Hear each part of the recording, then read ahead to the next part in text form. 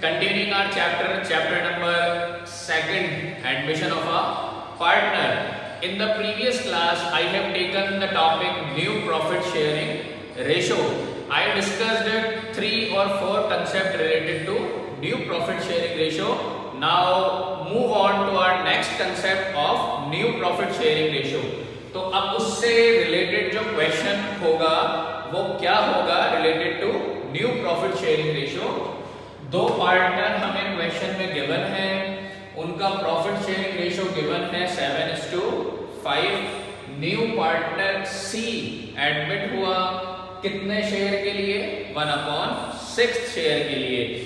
अब क्वेश्चन में ये मेंशन होता है, मैंने आपको प्रीवियस क्लास में बताया था कि नया वाला पार्टनर अपना शेयर कैसे ले रहा है, किनसे? प्रीवियस पार्टनर से, ओल्ड पार्टनर से। तो यहाँ पर गिवन है नया वाला जो पार्टनर एडमिट हुआ वो कितने शेयर के लिए हुआ? 1/6 के लिए। तो 1/24 पार्ट 1/6 में से ये क्वेश्चन में गिवन है 1/24 पार्ट ए से ले रहा है और 1/8 पार्ट बी से ले रहा है। अब इस क्वेश्चन में हमें डायरेक्टली गिवन है कि कितना शेयर ए और बी से ले रहा है, कौन? New partner C. तो यहाँ पर हम डायरेक्ट क्या करेंगे सॉल्यूशन में? यहाँ पर सिंपल गिवन है कि सी ने एक्वायर किया, तो हम यहाँ पर क्या लिखेंगे? सी एक्वायर्स फ्रॉम, किससे एक्वायर किया? ए से। तो ए से कितना शेयर एक्वायर कर रहा है सी? 1/24। अब ए ने अपने शेयर में से 1/24 किसको दे दिया? सी को। तो अब ए का न्यू शेयर कितना होगा? तो यहां पर हम निकालेंगे therefore A is new share. तो ए का नया शेयर कितना होगा? पुराने शेयर में से, ओल्ड शेयर में से हम माइनस करते हैं। तो ए का ओल्ड शेयर कितना दे रखा है आपको? 7/12। तो 7/12 में से कितना शेयर दे दिया? 1/24। तो इस वजह से हम माइनस कर देंगे 1/24। वैसे के वैसे एलसीएम लेकर, तो एलसीएम कितना आएगा इसका? 24 और यहाँ पर आ जाएगा 14 - 1 = 13/24। तो ये ए ने दिया सी को अपना शेयर, तो ए का न्यू शेयर कितना आ गया? वापस से सी ने जो एक्वायर किया, अब वापस सी एक्वायर्स फ्रॉम, अब सी किससे एक्वायर कर रहा है? बी से। तो बी से कितना शेयर एक्वायर कर रहा है? 1/8। तो यहाँ पर कितना एक्वायर किया? 1/8। अब अपने शेयर में से बी ने 1/8 निकाल कर दे दिया, तो अब बी का नया शेयर कितना होगा? तो यहाँ पर therefore B is new share. तो बी का न्यू शेयर कितना होगा? ओल्ड कितना है बी का? 5/12। तो 5/12 माइनस 1/8।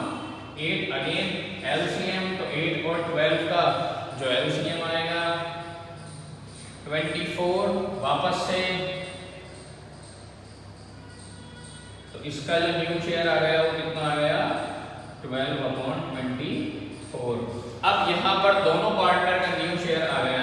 ये तो आ गया ए का न्यू शेयर और ये आ गया बी का न्यू शेयर, और सी का शेयर हमें गिवन है 1/6। लास्ट में हम किस तरीके से लिखते हैं? लास्ट में हम लिखते हैं new profit sharing ratio of A, B and C. तो तीनों का हमें न्यू प्रॉफिट शेयरिंग रेशियो, तो ए का तो कितना है? 13/24। बी का कितना है? 12/24 और सी का कितना है? 1/6।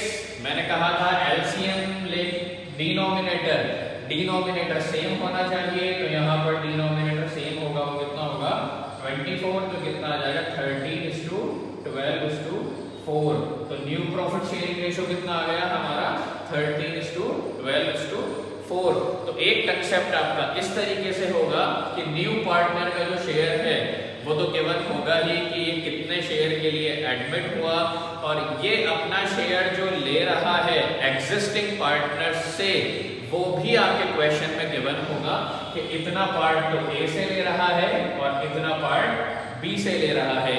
तो जब हमें क्वेश्चन में गिवन है कि कौन कितना पार्ट दे रहा है, तो हम डायरेक्ट क्या करेंगे? यहाँ पर डायरेक्ट हम उनके ओल्ड शेयर में से माइनस कर देंगे, सिंपल। तो इस वाले कंसेप्ट में इस तरीके से करना होगा।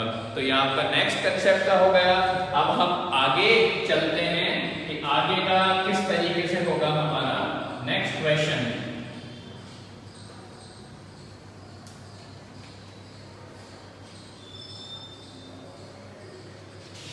अब यहां पर देखिए, जैसे मैं कहूं क्वेश्चन में ए और बी पार्टनर्स हैं, इनका प्रॉफिट शेयरिंग रेशियो गिवन है 3:2, इनका प्रॉफिट शेयरिंग रेशियो गिवन है, सी एडमिट हुआ 1/4 शेयर के लिए, सी एडमिट हुआ 1/4 शेयर के लिए।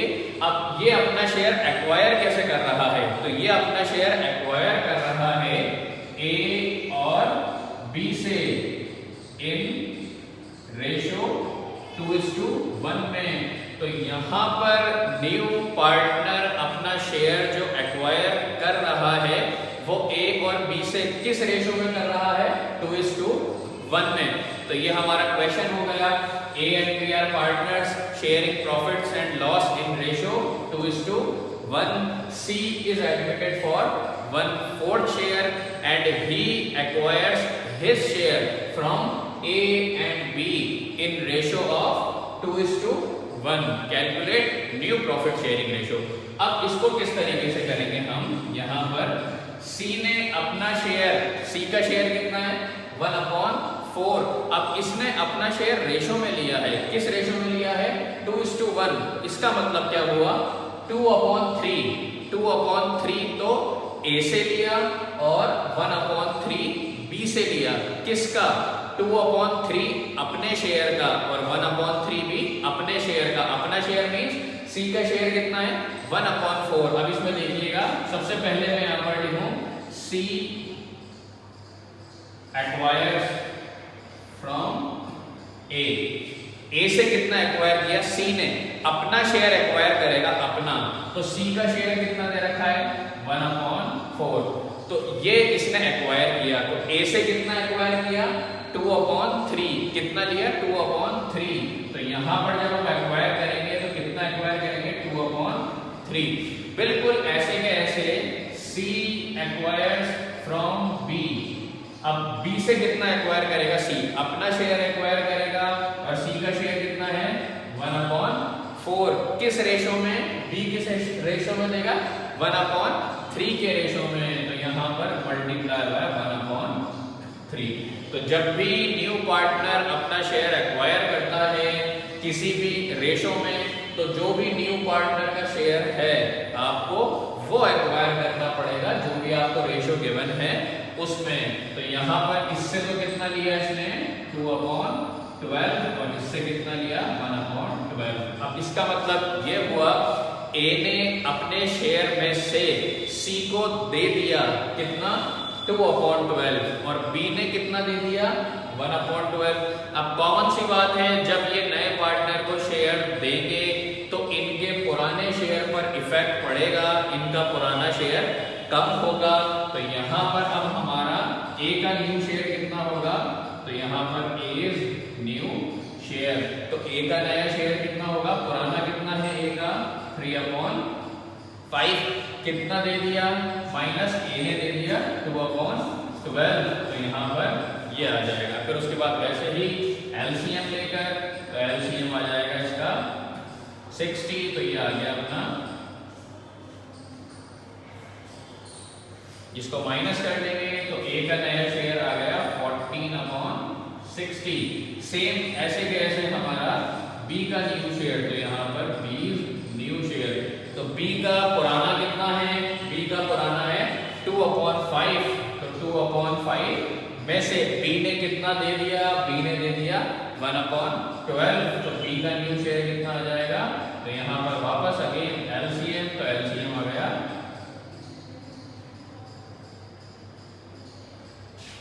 तो वापस से माइनस कर लेंगे 24 - 5, ये आ गया 19/60।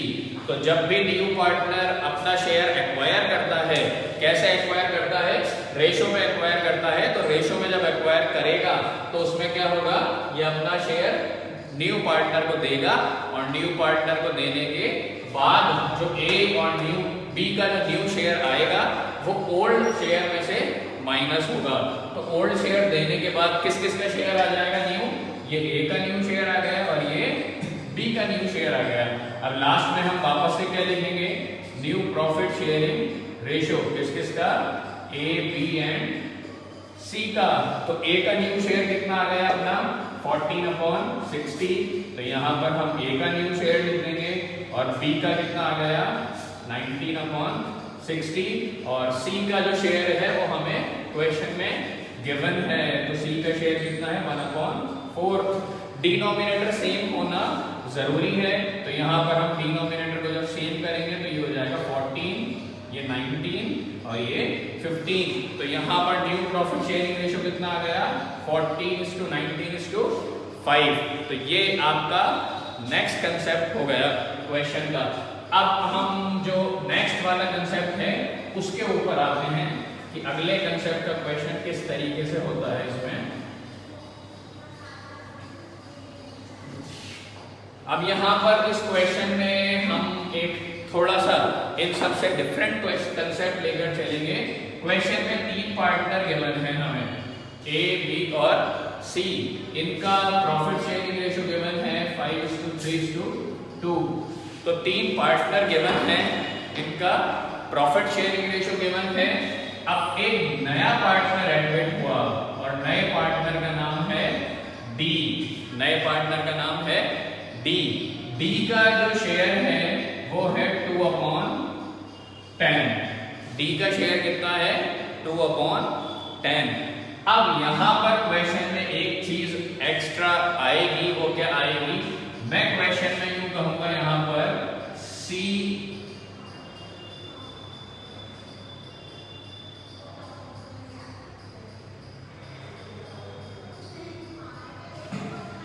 रिटेन हिज ओरिजिनल शेयर, मतलब सी का जो ओरिजिनल शेयर है वो उसने अपने पास ही रख रखा है।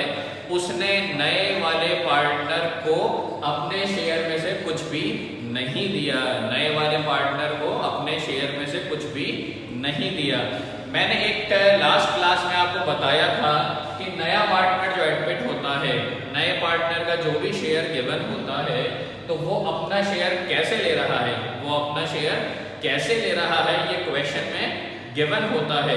अगर नहीं गिवन होता तो हम क्या मानकर चलते हैं कि उसको जो शेयर देगी वो कौन देगी, फर्म देगी। कौन देगी, फर्म देगी। और उस केस में हमने फर्म का प्रॉफिट क्या अज्यूम किया था 1। अब सेम कंडीशन यहाँ पर भी वैसे के वैसे ही है।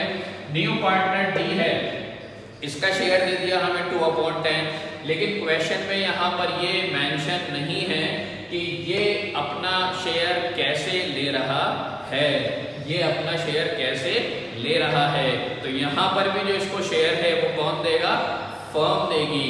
लेकिन यहाँ पर एक चीज का ये भी ध्यान रखना है, फर्म में इसका शेयर इंक्लूड नहीं होगा। क्यों? क्योंकि क्वेश्चन में हमें साफ साफ मेंशन है कि सी रिटेन्स हिज ओरिजिनल शेयर। सी अपना ओरिजिनल शेयर अपने पास ही रखेगा, वो अपना शेयर नहीं देगा। तो यहाँ पर देगी तो फर्म, ये तो कंफर्म है, क्योंकि यहाँ पर क्वेश्चन में गिवन नहीं है कि ये अपना शेयर कैसे ले रहा है। तो अब जब हम इसे सॉल्व करेंगे तो हम वैसे के वैसे करेंगे। फर्म का प्रॉफिट क्या मानते हैं हम, लेट द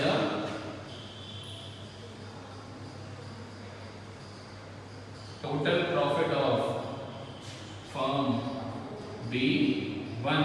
अब हमने फर्म का प्रॉफिट 1 मान लिया।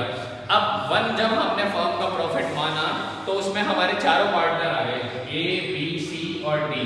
तो ए बी सी और डी इन चारों का शेयर इसके अंदर आ गया 1 के अंदर। अब नए वाले पार्टनर को तो शेयर देना है, को एग्जिस्टिंग पार्टनर्स देते हैं, ये देते हैं। तो नए वाले पार्टनर का शेयर तो कभी चेंज नहीं होता, तो उसका शेयर तो हमें हटाना पड़ेगा। नए वाले पार्टनर का शेयर कितना है 2/10। अब इसमें एक कंडीशन और है, जो पुराना पार्टनर है सी, उसने यूं कहा कि मैं अपना ओरिजिनल शेयर अपने पास रखूंगा, दूंगा नहीं। तो इसका मतलब बी को जो शेयर देगा वो कौन देगा, सिर्फ ये दोनों देंगे। कौन देगा, ए और बी देंगे। नए वाले पार्टनर का शेयर तो हम हटाते ही हैं, फर्म के प्रॉफिट में से। अब हमें यहाँ पर सी का शेयर भी हटाना पड़ेगा क्योंकि वो अपने शेयर को चेंज नहीं कर रहा। तो यहाँ पर जो हम लिखेंगे कि रिमेनिंग शेयर, तो रिमेनिंग शेयर किस किस का बचेगा, सिर्फ ऑफ ए एंड बी। तो यहाँ पर रिमेनिंग शेयर किसका बचेगा, ए का और बी का। 1 के अंदर चारों का शेयर आ गया, चारों में से नए वाले पार्टनर का भी हटाएंगे और जो अपना शेयर रिटेन कर रहा है उसका शेयर भी हटाएंगे। तो यहाँ पर कितना आ जाएगा, 2/10 प्लस 2/10। फर्म के प्रॉफिट में से हमने हटा दिया किसका शेयर, नए वाले पार्टनर का शेयर, और सी का शेयर भी कितना है 2/10। तो हमने यहाँ पर से दोनों का शेयर हटा दिया। अब वापस से जो एलसीएम अपन लेते हैं तो एलसीएम भी लेंगे इसका भी। तो यहाँ पर इसका एलसीएम आ जाएगा आपका 10 और ये हो जाएगा आपका 6/10। अब ये 6/10 बचा। अब इस 6/10 में किस किस का शेयर है, इस 6/10 में ए का शेयर है और बी का शेयर है। 6/10 में ए का भी है और बी का भी है। इस 6/10 में से डी अपना शेयर एक्वायर करेगा इस 6/10 में से। तो यहाँ पर अब जो न्यू शेयर आएगा तो देयरफॉर यहाँ पर दोनों का न्यू शेयर आएगा, ए का भी और बी का भी, क्योंकि सी ने अपना शेयर चेंज नहीं करा, सी का शेयर यही रहेगा। तो यहाँ पर एज न्यू शेयर और बीज न्यू शेयर।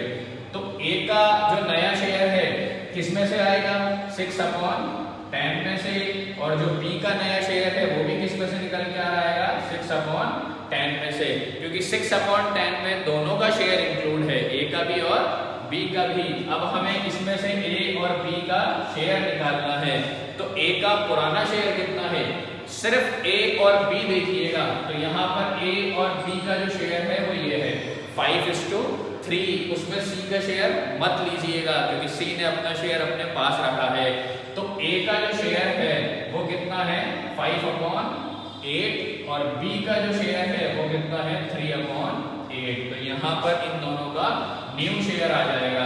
तो यहाँ पर ए का जो न्यू शेयर है वो कितना आया 30/18 और इसका कितना आ गया 18/80। न्यू पार्टनर का शेयर हमें गिवन होता है, सी अपना ओरिजिनल शेयर अपने पास रखेगा और हमने इन दोनों का निकाल लिया। किसका शेयर आ गया ये ए का और बी का। तो लास्ट में हम क्या लिखेंगे, therefore new profit sharing ratio of A B C and D. A का कितना निकाला हमने 30/80, बी का कितना निकाला 18/80, सी का कितना शेयर है ओरिजिनल रिटेन 2/10 और डी का कितना है वहां पर 2/10। वापस से डिनोमिनेटर आपको सेम करना है तो डिनोमिनेटर इसका 80 होगा, तो ये शेयर हो जाएगा 30:18, 16 एंड 16। तो ये आपका न्यू शेयर आ गया। मैंने आपको एक बात बताई थी, न्यू शेयर लास्ट में आने के बाद अगर ये कॉमन किसी टेबल से कटता है कॉमन, तो आप उसको काट कर दिखाएंगे क्योंकि रेशो आपको लीस्ट फॉर्म में लिखना होता है, लीस्ट फॉर्म में। तो यहाँ पर ये जो है ये कॉमन 2 की टेबल से कट जाएगा तो ये आ जाएगा 15, 9, 8 और 8। तो आपका न्यू प्रॉफिट शेयरिंग रेशो कितना आ गया 15:9:8:8। तो ये इस तरीके से होगा जब कोई पार्टनर अपना शेयर रिटेन करेगा। तो इस कॉन्सेप्ट को आपको ध्यान रखना है। अब आज जो हमने क्वेश्चन किए तो इससे रिलेटेड आप क्वेश्चन करके रखिएगा। जो आपके बैक क्वेश्चन है न्यूमेरिकल्स, उनमें आपको इस तरीके के क्वेश्चन मिल जाएंगे related to new profit sharing ratio. तो आप इसको प्रिपेयर करके रखिएगा। कल हम हमारा new profit sharing ratio complete कर लेंगे तो हम नेक्स्ट क्लास में डिस्कस करेंगे। Thank you, have a nice day.